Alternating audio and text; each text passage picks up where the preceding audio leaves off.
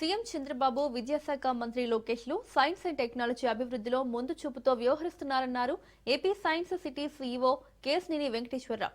గుంటూరు జిల్లా పొన్నూరు నియోజకవర్గంలోని చేబ్రోలు మండలం వడ్లమూడిలో ఉన్న విజ్ఞాన్ యూనివర్సిటీలో ఏపీ స్పేస్ టెక్ సమ్మిట్ కార్యక్రమం జరిగింది. అమరావతిలోని సైన్స్ సిటీ ఆఫ్ ఏపీ ఆధ్వర్యంలో తొలిసారిగా సౌత్ ఇండియా రాకెటరీ ఛాలెంజ్ 2026 ను ఇదే సమ్మిట్ లో నిర్వహించనున్నామని తెలిపారు. ఏడాది కాలంలో రాష్ట్రంలో సుమారు 10,000 మందికి పైగా విద్యార్థులకు సైన్స్ అండ్ టెక్నాలజీలో శిక్షణ ఇచ్చినట్లు వివరించారు.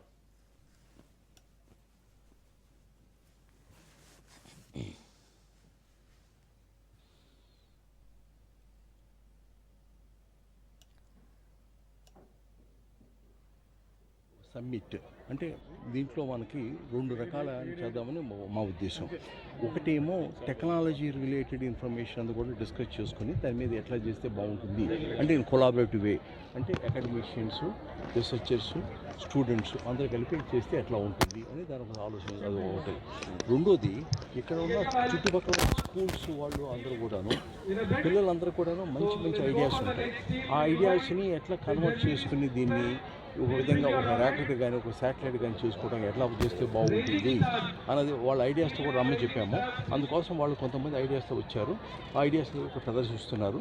అది కూడా చూసిన తర్వాత దీంట్లో కూడా ఏదో ఐడియా బాగుందో చూసుకుని ఆ ఐడియాని ముందుకు తీసుకెళ్ళడం కూడా మేము ప్రయత్నం చేస్తాం. అది ఇప్పుడు పాఠశాల విద్యార్థుల్లోనూ కళాశాల విద్యార్థుల్లోనూ స్పేస్ రీసెర్చ్ మీద అవగాహన కలిగించడం. స్పేస్ రీసెర్చ్ చాలా ప్రధానమైంది. ఏ దేశం డెవలప్ అవ్వాలన్నా సరే స్పేస్ రీసెర్చ్లో ఎవరు ఇన్వెస్ట్ చేస్తారో ఆ దేశమే, ఎవరు రీసెర్చ్ చేస్తారో ఆ దేశమే డెవలప్ అవుతూ ఉంటుంది. ఎందుకంటే దీనికి స్పేస్ రీసెర్చ్ వల్ల అంటే మనుషుల్ని చంద్రమండలంలో పెట్టడం ఒకటే కాదు, స్పేస్ రీసెర్చ్ చేసేటప్పుడు చాలా దానివల్ల ఆఫ్ షూట్స్లో చాలా ప్రయోజనాలు జరుగుతాయి. అంటే ఉదాహరణకి ఇప్పుడు మనం అందరం సెల్ ఫోన్ వాడుతున్నాం. ఈ సెల్ ఫోన్ వాడకంలోకి ఎక్కడి నుంచి వచ్చిందంటే ఆ స్పేస్ రీసెర్చ్లో వైర్లెస్ కమ్యూనికేషన్ వల్ల వచ్చింది. అట్లానే అగ్రికల్చర్కి కానీ లేకపోతే వైద్యంలో కానీ విద్యలో కానీ ఇంకా వాతావరణ మార్పులు గమనించడానికి కానీ అన్నిట్లోనూ స్పేస్ రీసెర్చ్ ఉపయోగపడుతుంది. అందుకని స్పేస్ రీసెర్చ్ మీద ఎవరు ఇన్వెస్ట్ చేస్తారో, ఎవరు రీసెర్చ్ చేస్తారో ఆ ఎకానమీ బ్రహ్మాండంగా డెవలప్ అయ్యే అవకాశం ఉంది. కాబట్టి డెవలపింగ్ కంట్రీగా మన ఇస్రో వాళ్ళు చాలా బ్రహ్మాండంగా చేస్తున్నారు.